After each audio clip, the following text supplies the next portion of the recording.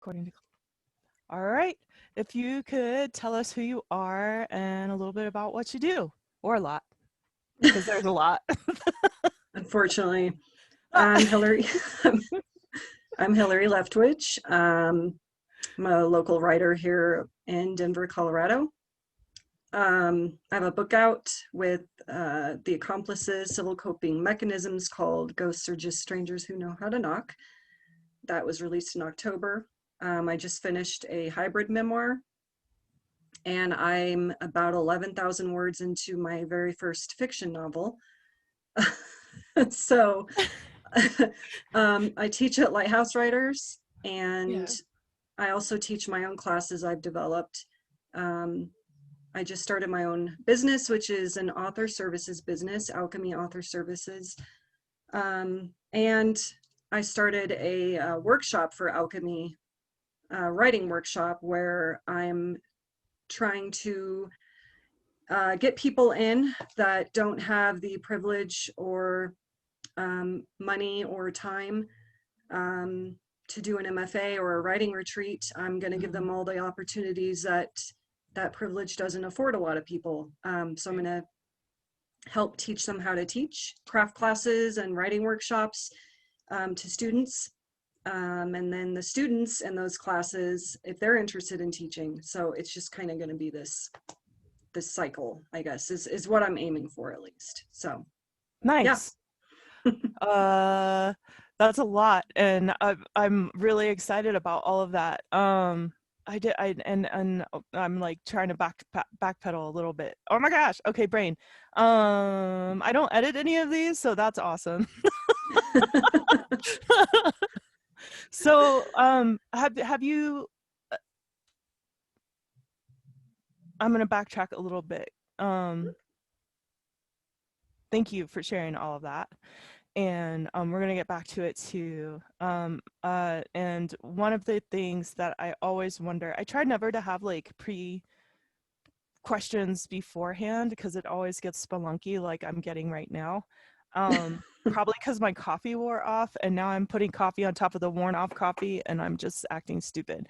Right. But anyway, like, so one of the things I admire about you is like you're very busy. You're a mom, and we've been in an MFA program together, working full time, often in like very demanding workplaces, and you still always find time and energy to do your work too, like your creative work. And that's like three books. That's three books in the mill right now, which is fucking amazing, by the way. And if anyone hasn't read Hillary's work, you should. It's absolutely wonderful. And I was just wondering, like, how how do you balance all of that? Your house is always immaculate every time I come over. That's Like, only because we clean before you come over.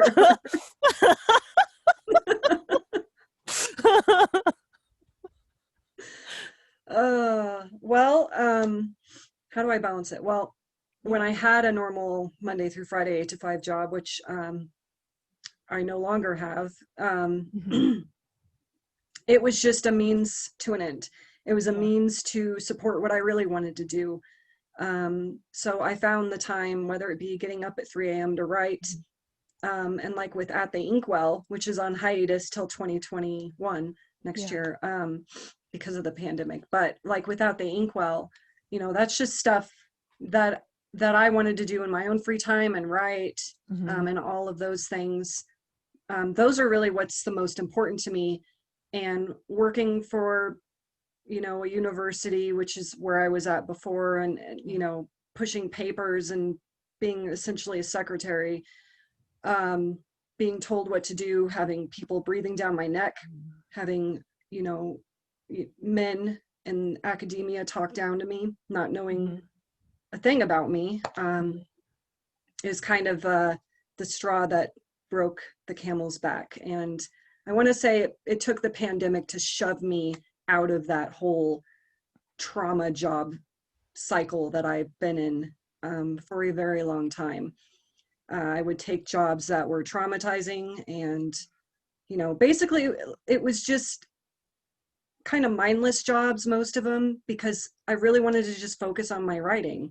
And a lot of them allowed me the opportunity, like, to do the MFA, which was Right. great, and those kind of things.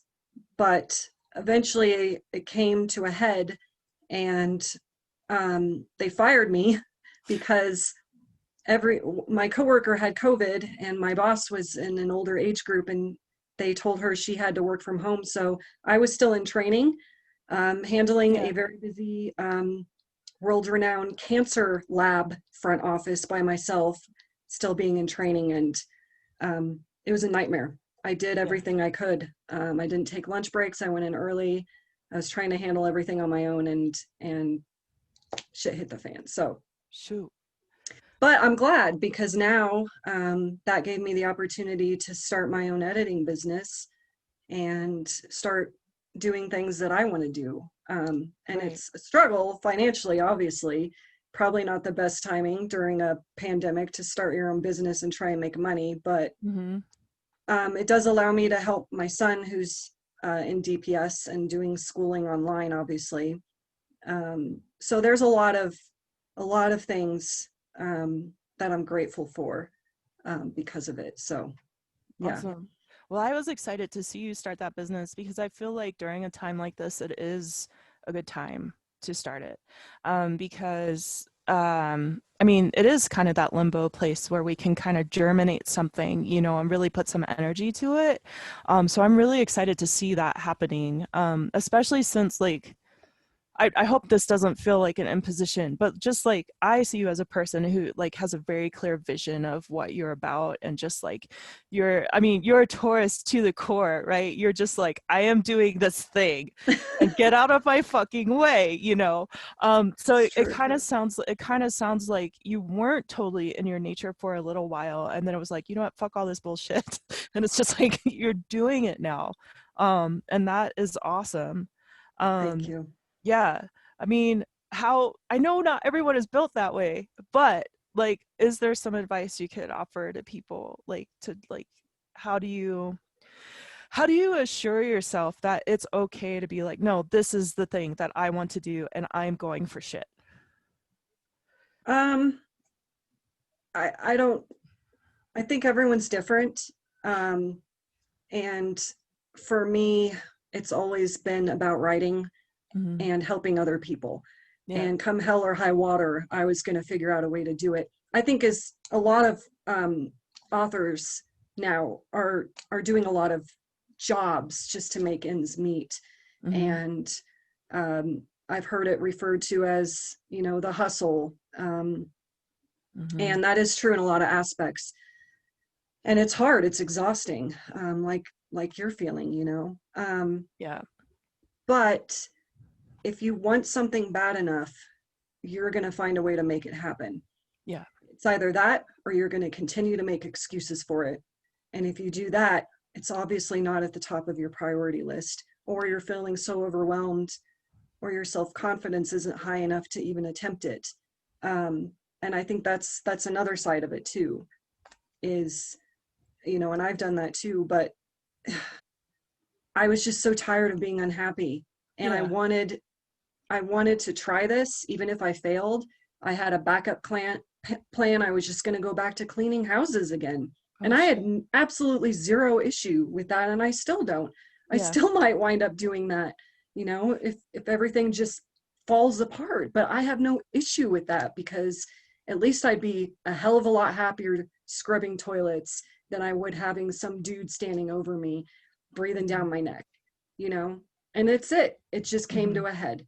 Um, and I think everyone eventually faces that decision in their lives of, am I going to continue on this way, or I'm going to find a way to do this?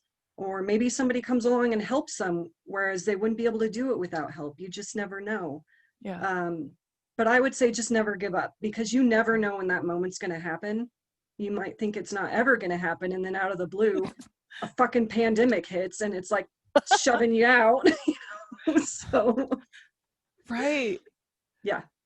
There are two things I'm thinking of. There's this quote you have on your social media. It's something like, find something you love and let it kill you. Is that right? Yeah, that sounds right. something like that. And there's another one, don't feel sorry for yourself. Something about that's what assholes do or something. Like, what, how does that go? Don't feel sorry for yourself. Only assholes do that. Yeah. That's And a I love Hiroki those. Murakami quote. I love both of those because I feel like that sums up, like, I mean, that definitely sums up how I see you. It's just like, I know personally I've gotten in a lot of places where like I'm just like, you know, woe is me, what's the fucking point, like what am I doing or whatever. And so then I forget sometimes, and I lay aside, or I put aside all of the things that I want to do for whatever it is. Often it's been another person, etc.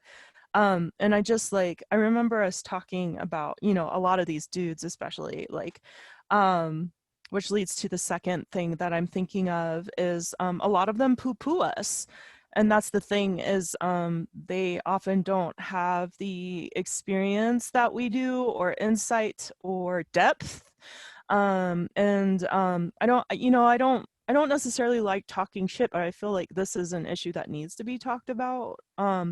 Like, like actually, it is difficult even when we're strong to be strong in these landscapes when there are these kinds of characters in the landscape as well, because they're so fucking loud, and they're just blasting all over the place.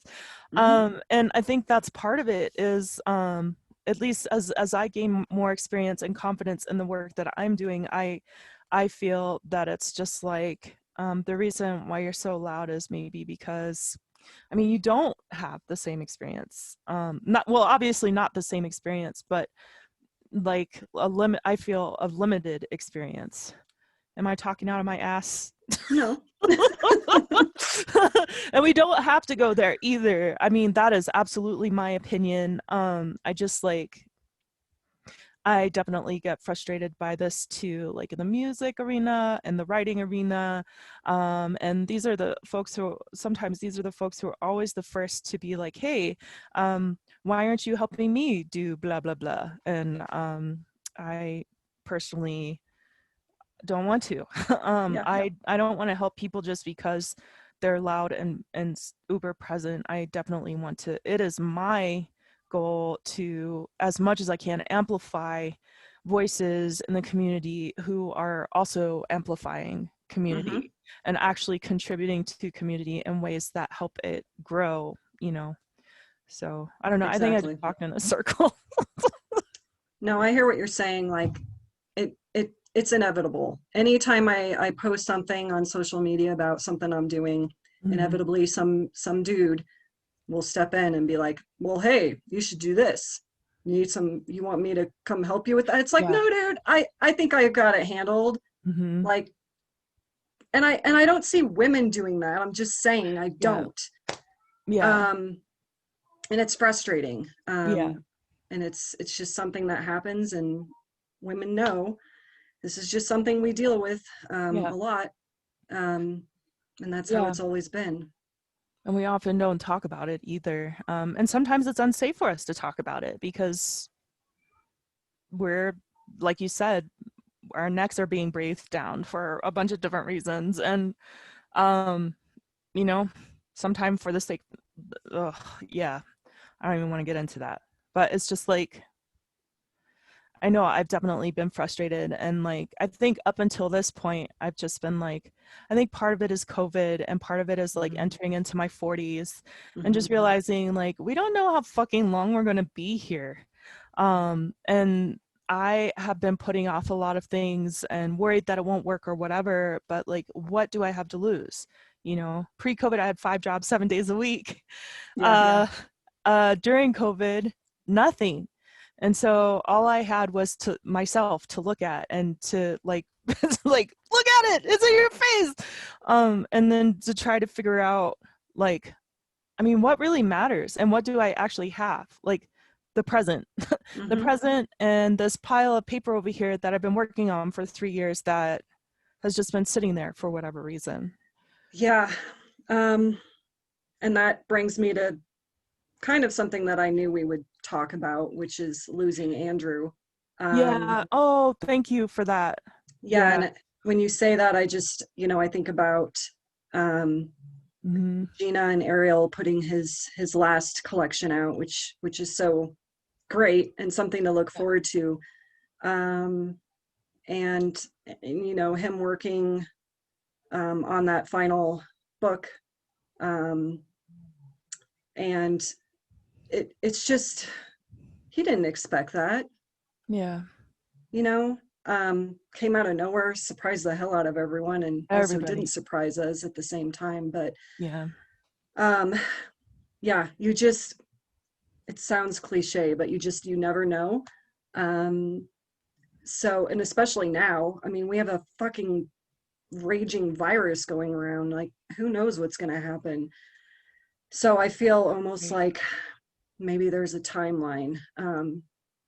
Try and get in as as much as you Much as can. possible. Yeah, because you don't know what's going to happen. You don't know when it might all come to an end. I don't mean to sound like a doomsday I mean, I person, get it. but That's exactly where I'm at too. And it's just like I know that hit so many of us so hard. It hit me hard too. And for those who don't know, Andrew Boeglin was a major contributor to Denver and Fort Collins and Boulder, etc., like literary communities. And something that's definitely frustrated me is that he wasn't in the press. He didn't get talked about. And then when he passed, there was just kind of an attitude of like, yeah, but where's the story at? I mean, the fucking story is that this person actually was a major contributor and like also gave a crap about people, brought them together through whatever. And it was like the most diverse readings I've ever been at, and the most diverse accumulation of people who just have actual love for each other, you know. And I think that is because he brought us all together. um and it's just a terrible oversight, you know what I mean? And so a bunch of us are trying to you know, I mean, there's the press, Cheeseburger Nebula Press, which has some things that it's publishing, and trying to get the word out about the work that he's doing. There's an article by Gina Tron and Westward, and at some Heavy point, Feathers coming out. yeah, at some point the thing at Heavy Feather, and some other projects hopefully as well, because it's that thing all over again, like we were talking about earlier. There are some people who are really loud in the community and they're doing some things. You can't control who's in your community. They're important too, and it washes out a lot of times these other voices like Andrew's voice, I feel like, who actually did a whole lot. And I feel like his energy is obviously still working too. Oh yeah. I'm sorry, I was kind of laughing because when you were talking about him, I thought of this. This is one of my favorite memories of him. He was hosting a reading at Hooked on Colfax. Mm-hmm. And I can't remember if like I was originally I was supposed to co-host it with them, Yeah. or I had him take over. Whatever it was, I was still involved for whatever reason. Mm-hmm. And um so it's supposed to start at like 7 or something. Well, I start getting these messages flooding in from the readers. Hillary, where's Andrew? He's not here. And I'm like, oh, Oh, it's she was. just Andrew. He's always late. He'll show up. Oh no. Like time went on. Stephen Dunn's messaging me. He's like, hey, where's Andrew? And then other readers. And I'm like, so I'm messaging Andrew. And he's like, I'm on my way. Like, he shows up like fucking, I think it was like 45 minutes late, you know? And I messaged him like an hour later, and I was like, did he show up? Like, I'm thinking, do I have to go down there? I don't know. I'm like, yeah, he showed up eventually. And I'm just like, fucking Andrew. Jesus. He was definitely also a character. Yeah. And I appreciate that. I remember when you introduced him to me the first time, it was actually Love. Is it? No, not Loveland. What city am I thinking of? Like the other, Longmont. Thank you. It was in Longmont. I didn't mean Fort Collins or Loveland. I meant Longmont. Yeah, it was at Still Sellers. Yeah, Still Sellers, Yeah. which is awesome, by the way. They have the most amazing handcrafted drinks you will ever have in your They life. sold that. Jason and Sadie sold the business. They So sold it. yeah, Okay. no, That's sad. it's So we have different. good memories, so there's that. But you introduced me and I did not know what to make of him at first. I was like, who is this dude? Like what? But I Remember we couldn't. were all driving up in my car?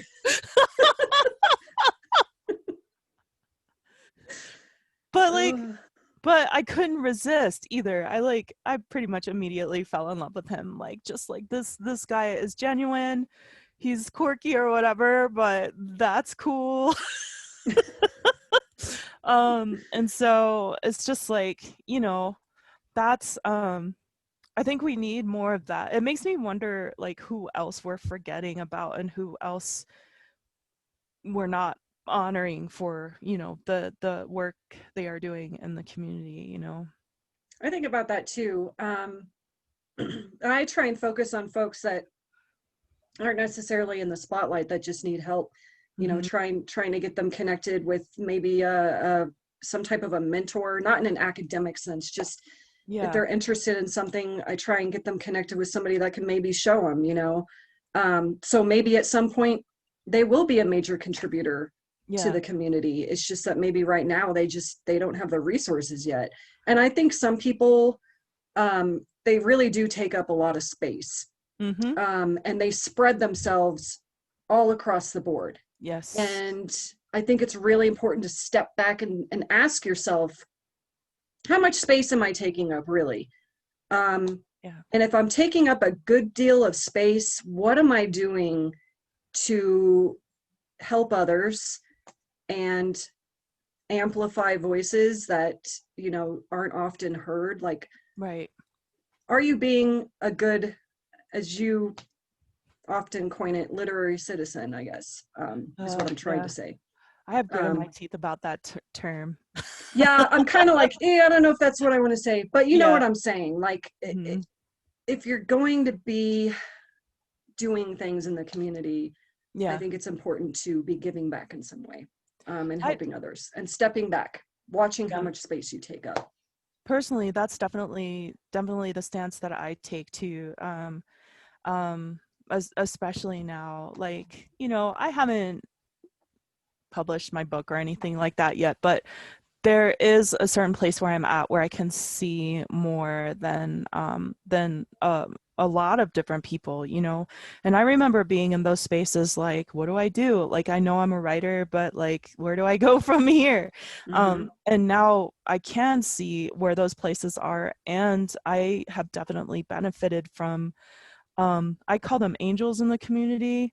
Often they work behind the scenes, and they're helping any number of us, sometimes with baskets of food and sometimes with certain opportunities and sometimes, and they're like, uh,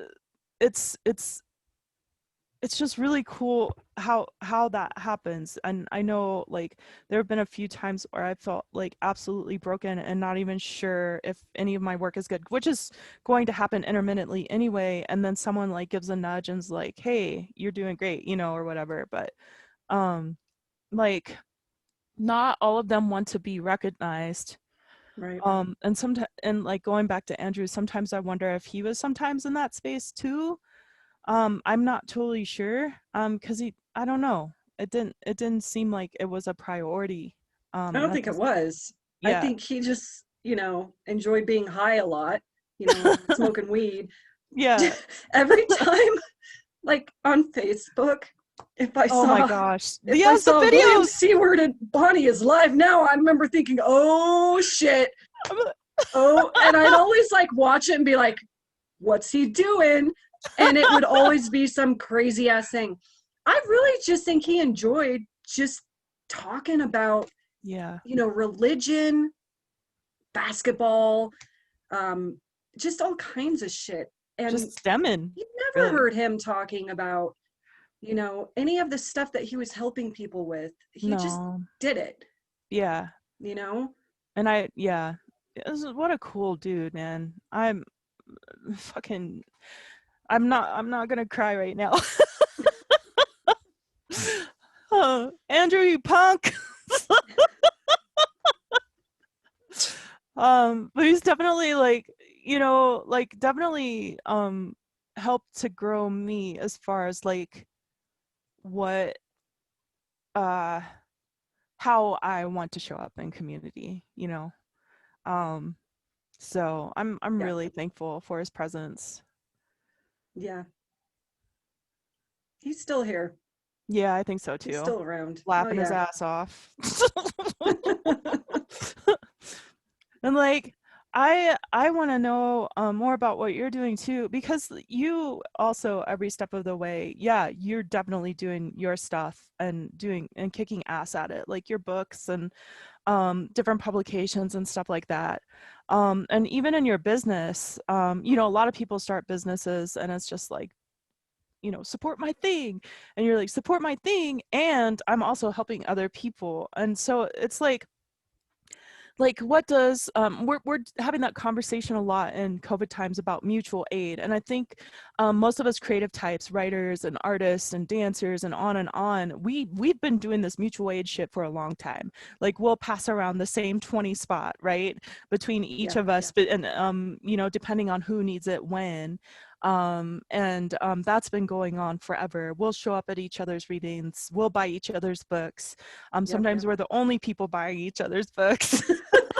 Nothing wrong with that. There isn't anything wrong with that, not at all. Because we get excited about each other's work, for good reason. And it's just like, people are starting to catch on. Good for you. Hmm. But like this is integrated into your business. Yeah. And even like at your you had so many launch parties for your book, the last book, and you actually asked other people to come read with you and stuff like that. And I don't know, can you talk about that a little more?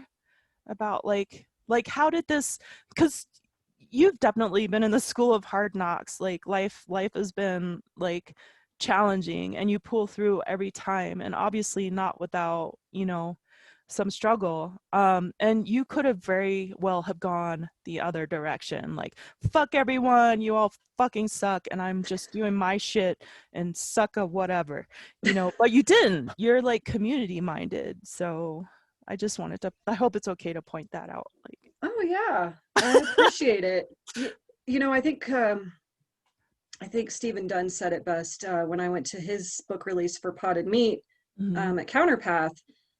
He said, and I can't remember exactly what it was. I have it written down somewhere, which he'll probably roll his eyes at. But I liked it. So he said, it takes a community to write a book. Oh, that's the truth. And Yep. that is so true, because that book was the book that I published was not just written by me. It was written by everybody. Yeah. Everyone played a part in that book. And so it is not a solo journey we're on. It's everyone, whether you want to recognize that or not. Right. That's what it is. You don't write a book alone. Right. There's always going to be at least one other person helping you. And oftentimes a community. I had so much help with that book, you know, um, and that's why, like the book tour, which was, just going around to all the different places in, Denver and the Front Range, Mhm. it was because I wanted to make sure that I had all the friends and people that helped me with it reading at it. Like, Mhm. that's what I wanted. Otherwise, what's the fucking point? I'm not going to do shit. Right. Like, because I wanted to celebrate everyone. Right. Like, I think we talked a bit about this when I first moved to Denver from Colorado Springs in 2006. I didn't have a degree. I didn't have anything. I was just a single mom. Yeah. And Nancy Oh, don't, Stoneman, sorry, I gotta stop you for a second. Don't yeah, say just single mom. Like, yeah, don't ever say that again. yeah, that's true. Good point.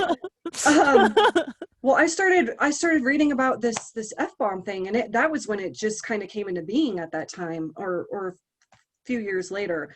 Mm-hmm. And so I started going to the F-Bomb, Nancy Stolman, and Kona Morris, and the whole F-Bomb crew, Nick Morris, all those folks. I mean, they're so supportive, and really just helped me become integrated into a community of some sort.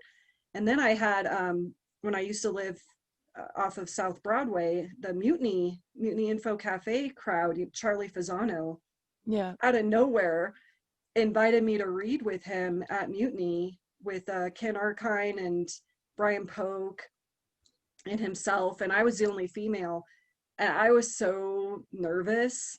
And Charlie was just such like a huge supporter for me, Mm-hmm. as well. So, I've never, and I always feel like I'm talking about this too much, but it played such a huge part in making me who I am. It really did. And wanting to help other people, because I know what it feels like to not have any help.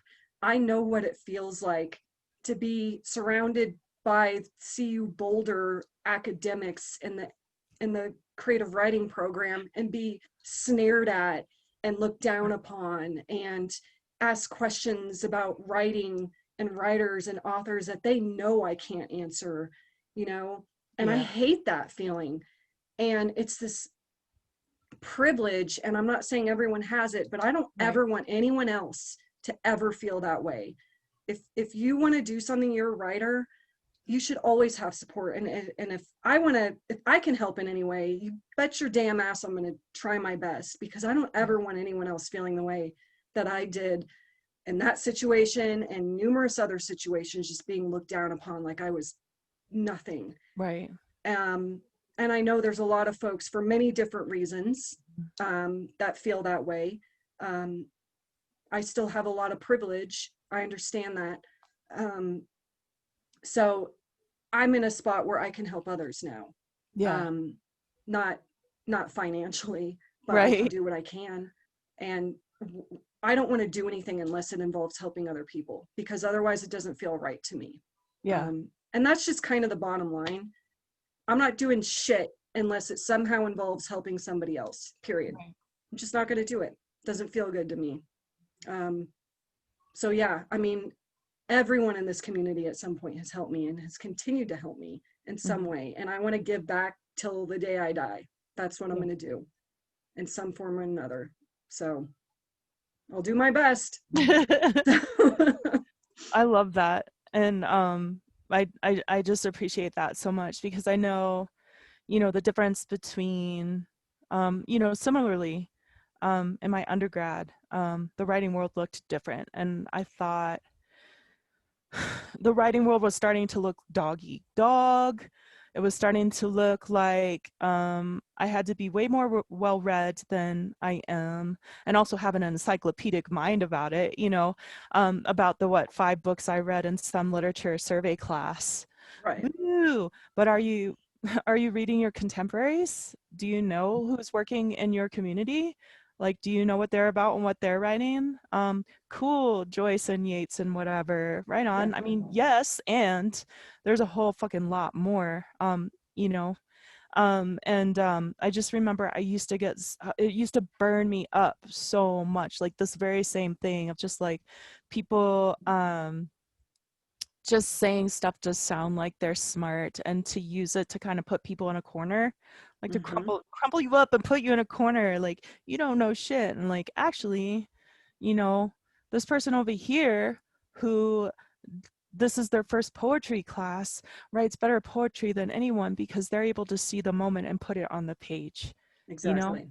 or like this person over here who doesn't consider themselves a writer at all, and maybe wants to write fiction, just wrote a perfect fucking poem about their gun collection, which and with an interesting point of view about it too, not from the kind of point of view that you would expect. um, Exactly. and that I just remember, like, there are just all these poems and pieces that I still think of from undergrad, and how they sat on it. And I think part of the reason they sat on it is because they never felt that they were a writer or whatever, you know, but these were some of the best pieces I've ever read, ever. Better than a lot of the stuff that I see published Right. sometimes. Like, I've read through some catalogs of contests and stuff, and I'm like, this is like, why are these the books that are getting chosen? Like, Oh, you know I don't how want I to get feel. I don't want to get into that too much. I Yeah. know, but man, damn. All Yeah. right, I won't get on it. But let's just say I've definitely Yeah, thrown some books across the room. Like, this is a waste of my fucking time. What is yeah. this doing here? I know. I know. And I've already said too much. Nah. No, you have not. No, ma'am. You're not saying anything that a lot of our friends and colleagues Yeah. aren't saying either. And I think that's just it. Is do you have to have this academic MFA experience to be a good writer? And the answer to that is absolutely not. Absolutely not. Absolutely fucking not. No, and I And think it's we can name some examples, you oh know, yeah, people. but I think it's a lot of these writers that come from these backgrounds that are tough and just different and all across the board and just writing the most amazing things. I'm just going to do a quick shout out is Akushua Akoto. She's in, Yes. Thank you. Yes. yeah, she's in the online writing group I formed. Everyone needs to watch out because her poetry, man, I'm telling you, Yeah, it's no amazing. apologies. Yeah, and I'm just so happy to see her grow and write. And I think it's funny because she writes such killer poetry. She literally leaves everyone stunned in silence. Yeah. Like it's that kind of poetry. And I mean, it needs to happen. I think a lot of us play it safe. I know I play it safe most of the time. And I'm playing with that more of like not playing it safe because we don't live in those times anymore. No, we do not. And that's the thing, like with the memoir I just finished, I'm so happy to have finished it because it was so traumatizing to write in certain aspects. I kind of just needed some closure on it finally. And it was such a great feeling to have it done. I just jumped right into writing this fiction novel. And it's not because I'm purposely trying to be prolific. It's because I felt such freedom being done with that memoir and reliving all those memories that I wanted something fun to write, you know, and it is fun. Like I'm having a great time writing this and who knows where it'll go. But that memoir was really difficult to write. It's basically a love letter to my son, and all the fucked up shit we went through. Yeah. And, you know, he's 16 now, but when he's old enough, he's going to read it and be like, damn. And the hard part was, you know, just knowing I was definitely not the perfect mother. I made a shit ton of mistakes, horrible mistakes, put us both in fucking danger and just did stupid shit, you know, but I tried. And I think that's just it. It's speaking on motherhood. Yeah. There are no perfect mothers, and I'll be the first to admit to that, but everything I did was trying to protect my son in some form of another, you know. But that was some hard shit to write, and I think it aged me like 5 years or something. Oh shit. I'm just glad to be done with it, and move on to something fun now. Yeah. I can't wait to read it, Hillary. Thank you. And I know, just because you speak the truth, you know. I think a lot of people aren't able to. So, you know, the writing is going to be wherever we're at, whether we're writing deep fiction or autobiography or whatever. And like, I mean, I think you've seen a lot more folks' writing than I have. I know you have. And it's just like, we get to see where writers are all the time. and sometimes that, I'm trying to be less evaluative, but it's just like, I am finding that personally, I prefer work where people are doing their personal work too, and actually like doing some querying of like their experiences and their held beliefs that they've had for a long time, and sometimes breaking those down. And often that happens, like even in fiction, you know. Mhm. And those are the things that I prefer to read. I'm not trying to be evaluative and say that the other things are shit or anything like that. It's Right. just what I prefer.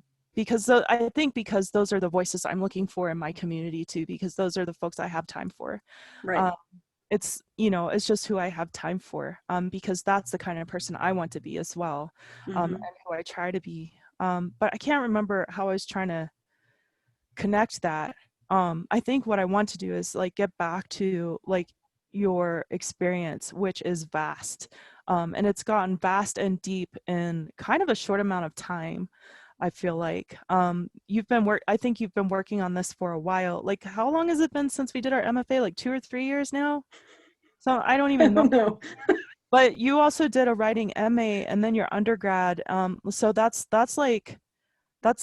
a long grip of time, and so I want to recognize that too, um, that it has taken a while, and you've spent your time doing a lot of free work like in editing and at like um, uh, I, adjudicating is the best word I have for it right now, but that's not what I mean, and just like really getting a vast scope of like editors and publications and also writers. And so I was wondering if you could talk about that a little bit, like brag about yourself a little bit, because like all of that is fucking valid and it is phenomenal Thank you. accomplishment. Yeah. Thank you. Hmm. Yeah. So, I barely graduated high school. I was held back a year for I'm dyslexic, and people called me stupid. Um, so I wanted to prove them wrong. So I pretty much started reading everything I could get my hands on in kindergarten, Hmm. which everything I could get my hands on at that time was all the books on my mom's bookshelf, which were mainly Stephen King. Um, the odds and ends, like some weird ones like Jonathan Livingston Seagull and I don't know, Edgar Allan Poe, like just a bunch of weird. I'm gonna have to ask her about that. But anyway, um, I started pouring through books. I did not want to be called stupid. And then I became such an avid reader. I was reading, that's all I did. I just read books. I just poured through them. I just could not stop reading. And then of course, I started writing little stories. When I was 8, my dad bought me a little gray typewriter, and I would write little horror stories on them, because there's the Stephen King influence, right? But Right. yeah, so um, I I had my son. I think he was, still a toddler, and I moved to Denver from Colorado Springs. Colorado Springs, by the way, is such a toxic city. I was born and raised there. A lot of my memoir takes place there. Um, I went to school with James Dobson's son from Focus on the Family. So I just experienced a lot of sick, twisted cult stuff. It was essentially a Christian cult I was involved in. Yeah. So anyway, when I moved to Denver, I got into CU Denver um, to get my bachelor's in English and professional writing, and then my master's at Regis for Mhm. creative writing. And then I did the MFA because I didn't feel like I learned everything I wanted to learn with the MA. And I'm so glad I did the MFA. And at the time, they didn't have the MFA. And Right. I could, I was looking at residencies, low residencies out of state. I knew I was not going to be able to do those because I was a single mom. How the Yeah. hell am I supposed to go to even a low residency? I Right. didn't have help. I didn't have any of that shit. And so when the Mile High MFA came, that was the only MFA anywhere near me that I knew I could do. But it wasn't just that, you know, oh, it's the only MFA. Like they really did get at that time, and now of course they built on it tremendously, is some really good faculty members teaching. So, you know, and that's where we met, obviously. Yeah. But it was hard. Like I was working full time and raising my son. And sometimes I was just doing, like you, just a bunch of odd jobs. Yeah. You know, I was cleaning houses for a really long time. My dad and my stepmom owned a cleaning business, and then when I moved to Denver, I was cleaning houses from there, and then I became a private investigator. And I was working in a very tiny office with an ex-state trooper who Oh, was about the size, I mean, this guy was fucking huge, and an ex-prison warden from Texas were my two bosses. damn. And yeah, I mean, but as hardcore as they were, they never treated me any different than themselves. Yeah. And I kind of liked that, because they never gave me any breaks. They never gave me any excuses. And I learned a lot from them. And then of course I had to quit because the type of cases I was working, it was just too much. Yeah. Murder cases. I think the case that broke me was a kid who had killed himself. He hung himself in the closet. And the reason we got the case is because his parents, at the time, marijuana was illegal. Mm-hmm. The parents were growing marijuana, and that's how we were for criminal defense. We only worked with criminal defense, so we were helping defend the parents who had just lost their 8-year-old son, Mm-hmm. and they're being, you know, charged with. Right. I just couldn't handle it anymore. It was just, I mean, after a while, I didn't have anything left, and I was coming home, and I'm the only person my son has. Mm-hmm. So had it just been me, yeah, I probably would have stayed on and you know, continued to fight. But I was just a shell coming home to my kid. Like, that's not fair to him. So I had to make a decision, and quit that job, and then, you know, started working for the state of Colorado. And a lot of the stories in my book come from the different jobs I've had, Yeah.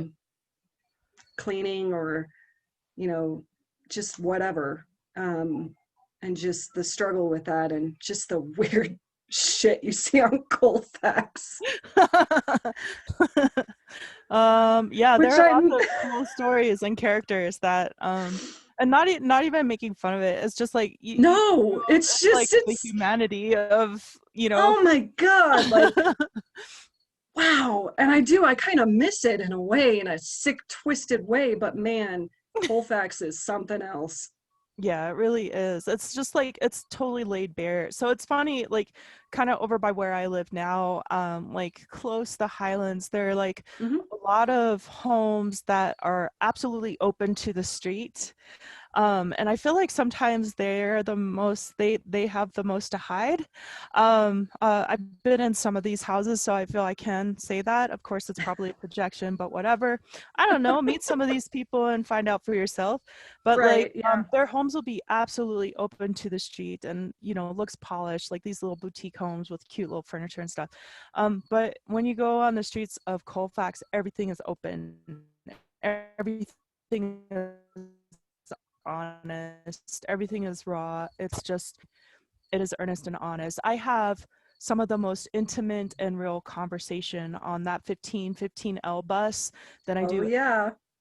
Yeah, like people Number actually still 15. see people and like ask how you're doing. Sometimes you want to be careful of that, but Hmm. for the most part, people are people everywhere, and we Yeah. just have different circumstances.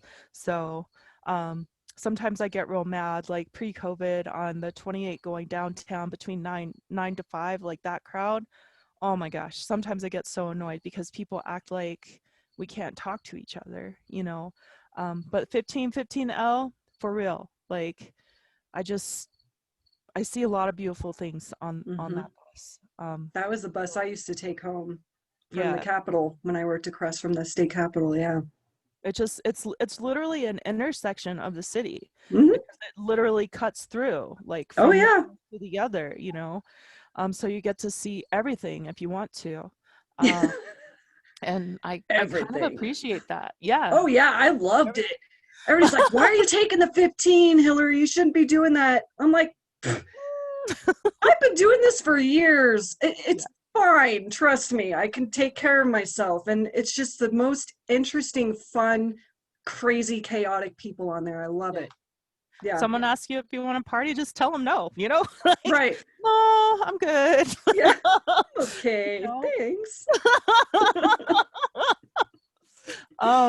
But like I don't I just miss that. Like I guess something I haven't talked about a lot and I'm starting to talk about more because I see the value there is like I grew up in a trailer park and like Mhm. the reason why I want to say that is because when you are working poor and you become educated and maybe sometimes you make more money and stuff, your life obviously changes. And sometimes there's like this thick wall that gets built between where you come from and where you are now. And it's like absolutely alienating. But something I've noticed is where I come from is a lot more genuine and honest than a lot of the rooms I find myself in now. Mhm. And like I I left that life because I knew that there was something better. And I'm not going to say I regret that. What I regret is kind of losing the poetry of where I come from, losing those stories, losing those connections for the sake of what, you know, for the sake Yeah. of becoming alienated into this world that's supposed to be better. And I'm not always sure if it is better. Right. Um, it touts itself as better all the time, but really all it does is just in a lot of ways, if you're not careful, it cloisters you away from your communities.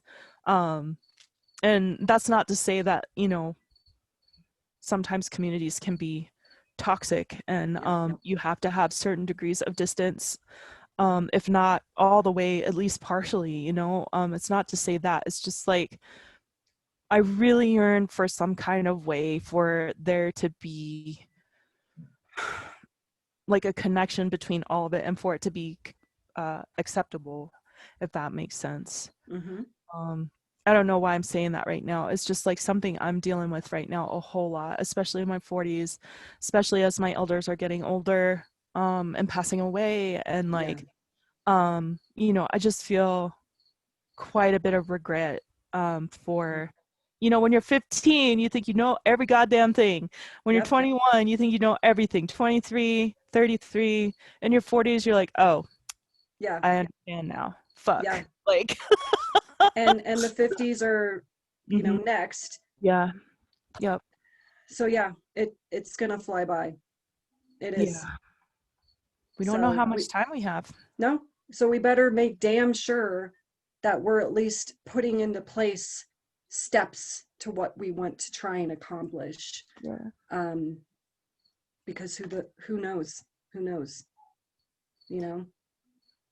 What do you want to see more of? What do I want to see more of? I want to see more voices that I think should be heard be heard. I Mhm. have no, well, I don't have any control over that. Yeah. I can do what I can do to support them, but Mhm. what I'm sick of seeing Mhm.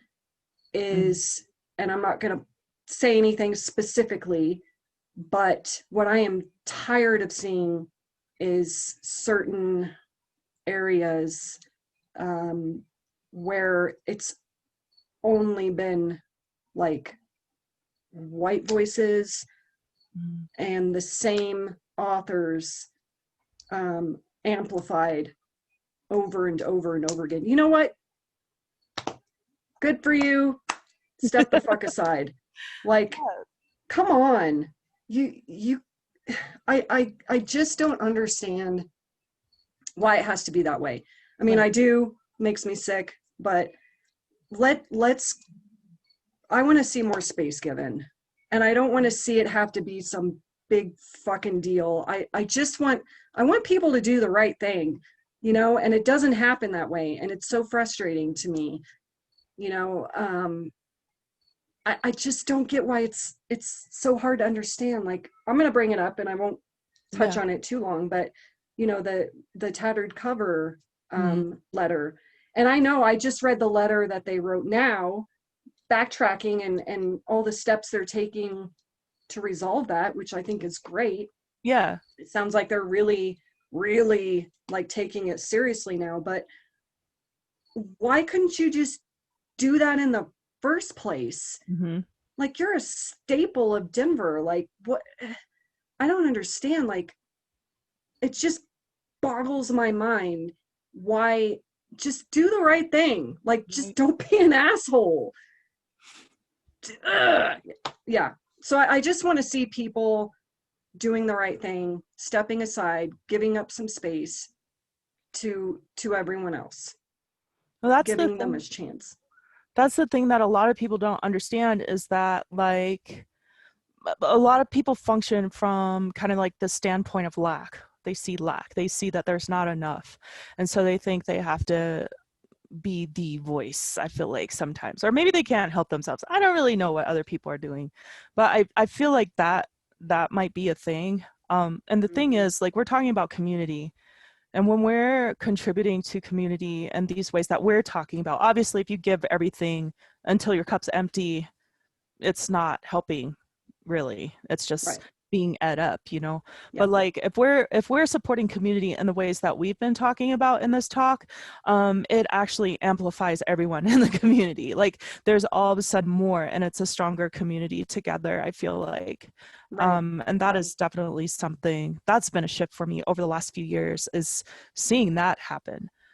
Because I didn't know that existed. Me either. It's like, wait, I've been looking for y'all all of my life. Where have you been? Like, Right.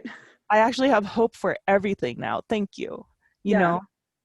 I Um, I'm just looking forward to the day when this is hopefully done and we can all get mhm. together again and just just like the hug fest. Oh, Mm. let my cry. Oh my gosh, yes. Yes. Yeah, absolutely. We There's should just nothing have one like big slumber party. literary cuddle party. Oh yes. Oh my goodness. Um, Well, oh my goodness. Okay. Yeah, that might have to be a thing. Keep your it will be. just hugging, okay? Yeah. Just like, but Just like, yeah, no, no funny business. no. There there are times for that. You can do what you want, but like, Yeah. um communities are weird already. I know, right? It's true. But I mean, I'm a massage therapist, and I know like the power of even just a light touch. There are all these wonderful chemicals that get drummed up just from touch, Hmm. a hug, touch, whatever. And we're not getting that right now, and I'm worried about that. Yeah. I know the effects it's had on me. Yeah. I mean, who knows? Ugh, I'm not going to get into politics. Yeah, I might start yelling or throwing things, throwing my new little kitty mug at the wall. um Can I highlight some books that I've bought recently? yes. Okay. Tarpaulin Sky. We've got Mhm. Lauren Russell, Descent. Is this brand new from this year's catalog? Yeah. Um, so this one, I don't want to read the back because that might take up too much time. Anyway, yeah, so this one, Cool. And Tarpaulin Sky is a really great indie press for anyone yes. who doesn't know. Also community oriented. A lot of the Folks we know and angels in the community are also part of it, and they tend to be a little bit on the darker side, a little witchy, a little occult sometimes. Lots of fun and some really important work coming out of there. Definitely. Their Tarpaulin Sky is amazing. Mm-hmm. And so the other Tarpaulin Sky book I recently bought is Hunting Season by Julia Brennan. Mm-hmm. I know it's showing up not the right way, but It's showing up. and then of course Blacktop Wasteland. Okay.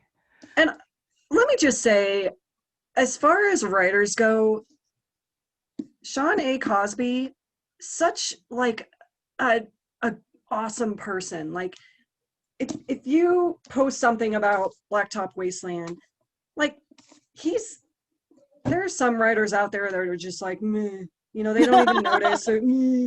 Not him. Not only did he like it, he liked everyone that commented on it, their comments. Oh, that's cool. Yeah. I love it. Yeah. I love that guy. And I don't even know him. Which press was that on? Oh, Oh, that's right. Khadijah's book. this is on. I knew it once. Shoot, hang on. Flatiron Books. Flatiron Books. By the way, he was talking about how it took him forever to get that published, like years. So don't ever give up, anybody. Like, seriously. Khadijah Queen, Tin House Books, obviously her new one. Yep. Yeah, so haven't finished that one. Billy Ray Belcourt, A History of My Brief Bod. Haven't read this one yet, but this is $2 Radio, who I also love. They're fucking awesome press. Of course, everyone knows or should know about Black Imagination. That book is wonderful. Can you tilt it a little bit so the maybe it'll catch a little better? Poo poo. Well, Black Imagination, definitely. It's like a compilation of there we go of like actually hopeful short prose. Yep. That is just like I mean, yeah, we need it right now, especially in a time where we're being re-traumatized over and over and over again, especially Black folks, especially as Black folks, when all the violence that is that we're seeing and we can't unsee, and that keeps like promulgating in our feeds and whatnot. So this is definitely something to help balance. I I feel like that's a tricky word to say, but it's we need hope too. We need hope.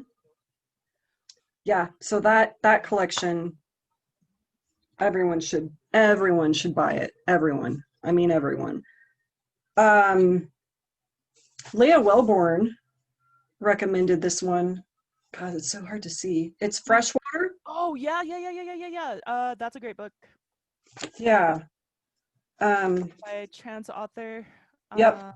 The language is just supposed to be completely different than anything ever before. So, and yeah. They talk about their spirituality, and also this transformation of body. Why am I not finding my words? Really important work, because we don't have a lot of trans authors, and who are talking about this experience of body and also spirituality and psychology. So yeah, I'm glad you brought that book up. Yeah. Next one. What is that? Cool. This, Gris Munoz. It's I'm not going to pronounce it right. Anyway, she's a local Denver author. Okay. And she's got another book, a novel coming out. But this one I love because it's her voice, and everything about it is just, it's great. There's a cool drawing in there, and she is such like a kind soul. Um, I really like her as a person too. Yeah. I like to be able to say that about writers, you know, if they're like Same. Sean Cosby, Yeah. just really kind people. Like, Mhm. I don't know, that's I get important to me. that. Um, this one I say for last, because this is All Boys Aren't Blue. I love this. It's a memoir manifesto. I love that.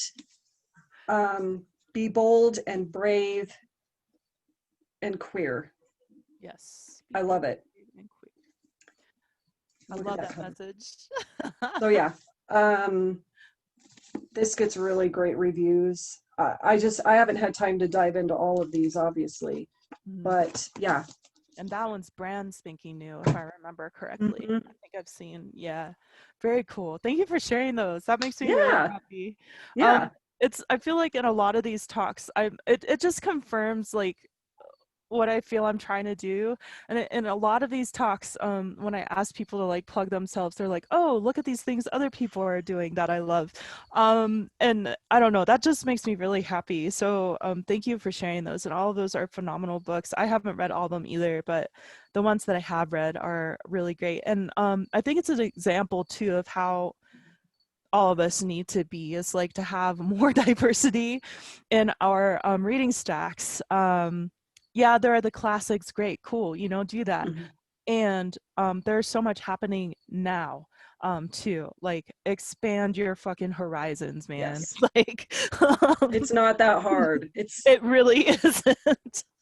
do your homework. Yeah, No one's absolutely. gonna do it for you. Do your homework. That's it. It's not that hard, you know. Um, is there anything else you'd like to add? Well, I just want to say thank you for doing this. Yeah. I know how well, I don't know, no, but I have an idea of how busy you are. And I remember when you started these coffee chats, and I mean, just look at it now. These are great. They're so genuine and authentic and just easy. And, you know, all kinds of people across the board. I really appreciate what you're doing. And I think it's necessary and really important. Um, and keep doing it Thank because you. we need this. I know You and we need this. thank you. I actually recently had a challenge where one of my freelance gigs was trying to encroach on the times that I've committed to doing this. And I had to sit with it for 2 days, and I'm just like, no, because, I was like, I have to chase the money a little bit right now. That's the boat I'm in. And I was like, no, you know what? If they really want me, they will figure out a way to have me. And that's exactly what is happening. And that's something, like, I think I've learned Good. that a lot from you too. It's just like, no, like, seriously, if they really want me, they will figure out a way to have me. And just becoming confident in my skills and my Mhm. experience, and also really super valuing my time, Yes. and knowing what I'm about. So like querying, like, like you were saying, this last however long, 5 6 months, however, it's just really put me in a place where, I had 2 months of deep, like, dark night of the soul. And then after Hmm. that, it's like, I can't do this. Like, this isn't worthwhile. So what do I do next? And it's just like, you know what? I gotta be my authentic self. Yeah.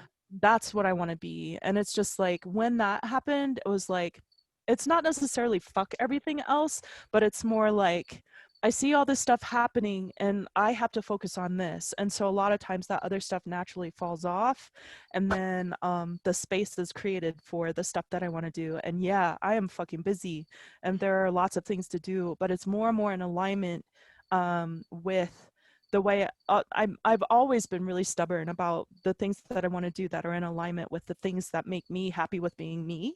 Hmm. Um, and yeah, sometimes I've taken like jobs like Starbucks and stuff like that because you have to pay the bills and have insurance. But like, um, it's just like ultimately, what who do I want to be in this life? Right. Um, because I have a hard time getting up in the morning if I'm not living in accordance with myself. Oh, yes. Yeah. That's a hard thing to do. Exactly. You nailed that. Yeah, and I've seen you grow so much over the years. Um, I remember you asked me one time, like, why are you not, what's going on here? Like, you're bigger than this. And I'm like, I don't know if that's true or not. And so, yeah, thank you for that. Cause like, you know, just like we've been talking about, like, we all need that. We need that encouragement. Like, just like, I see you, you're fucking fantastic. And like, if no one's told you yet, mhm. I'm like, you know, I'm excited for the work that you're going to be doing.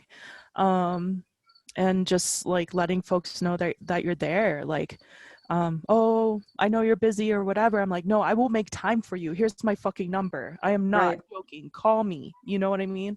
So I feel like you've definitely we at first I wasn't sure because like at the beginning of our Regis experience, I feel like David was like pushing us together, I and, know. I like know. I was like, what, like, who? Okay, cool. I told you we were going to be friends, and you're like, Well, because you know, okay. back in high school when people just decided that you were like not sure what people were about, like, were you about to go down through some kind of hellhole or something? Like, you're like you start questioning things like, okay, so apparently I have something to offer and I don't know what it is, and 8 months from now are they going to dump me as a friend? You know what I mean? Like, stuff like Oh, that. And it's like it's totally dumb. It's totally projection. no. It's totally based on like all these terrible experiences I've had growing up. Because I also, with that, I mean, David too, I was like, what is this guy about? David Hicks, he's one of the co-founders of the Regis MFA. I was like, what is this guy about? No one's this nice. What does he want? Who are these people? You know? And it turns out we're dealing with really genuine, nice people who like we see something in each other and we want to see each other grow. And I'm not used to that. I'm still kind of not used to it. So Mhm. like, it's, I feel so lucky to be at this point in my life because I can also tell people who aren't seeing that yet, who are, you know, where we were, where Yeah. people were really shitty to us. So like, Yep. no, you be about what you're about. It's going to be okay. And here's my number. Like, give Yeah. me, like, you know, I'm not where I want to be, but my view is a little better. And when you're ready, I can help you see here. Or maybe Right. you'll just leapfrog that and then maybe you can help me. Well, yeah. And then there's I love that, but then I've had people leech off me, and it's like, no, I'm not Yeah. doing your homework. I will Yeah. help you, but you've got to do your own damn homework, you Absolutely. know? And Yeah. that's important too. So I feel you on that, Yeah. We learn Yeah. to value our own time. Mm-hmm. And it's because we've definitely earned the, you know, we have the experience, we've earned it, we've queried it, we've gone through the shit. And I think, I don't know if you know who Lady Speech Sankofa is. I definitely know her name. I don't know her, but yes, I think everyone knows who Lady Speech is. The last two readings I've had with her, Queen of Cups comes up, Mm-hmm. and both times Speech yelled at me. She was yelling at me and clapping like, you don't give from a less than full cup, like over full, really. And so like I take that lesson from 8th grade science class of adhesion and cohesion, where the water sticks to the top before it spills over. Mm-hmm. That's what I can give. That's my goal. I got to get Yeah. to that point, like, because my whole life I've been tipping my cup. She was screaming at me, you don't tip your cup. So Good. it's I'm like, glad she was screaming at you. but It there's, sounds like the message stuck. yeah, this time it did. Good. It's just like, I mean, it's true. Like, I think especially as women and women presenting, like, we get this message all the time that we have to tip our cup and empty it, and then hopefully someone will fill it again. Ew. And that's not the truth. It's just like, you know, I know varying capacities we've experienced it to where we've tipped the cup to empty or almost empty, and no one was there. There was Oh no, yeah. and they were asking for more when there wasn't any.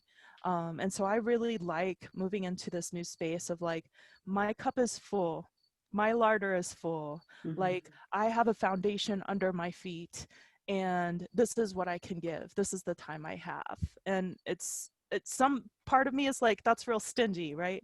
But really it isn't. No, it's not at all. So before we close this up, please tell us how to support you and your work and your work. This isn't a time to plug anyone else. I appreciate you and all that, but I want to plug your work now. And Well, I know I appreciate it. Yeah. You know, I'm offering editing services, and well, I call it author services because it's not just editing, it's everything authors need at Alchemy Author Services. That's my new business. Mm-hmm.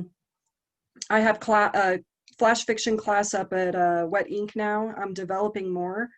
I'm going to do a level 2 flash fiction class. I'm going to be teaching some divination classes. I'm doing a tarot class at Lighthouse. And I'm just was offered to teach another round of intermediate novel at Lighthouse. So I'm super excited about that. Yeah, so that's about it. Upcoming, I'm going to be having some folks teach classes for Alchemy Writing Workshop. So definitely, you know, having some support behind that since it is a new endeavor, and supporting the teachers because they'll be new at it. And just, I think having community support behind that aspect of Alchemy Writing Workshop, I would hope to see folks supporting that because the students and the teachers need that support to be successful, I feel. Absolutely.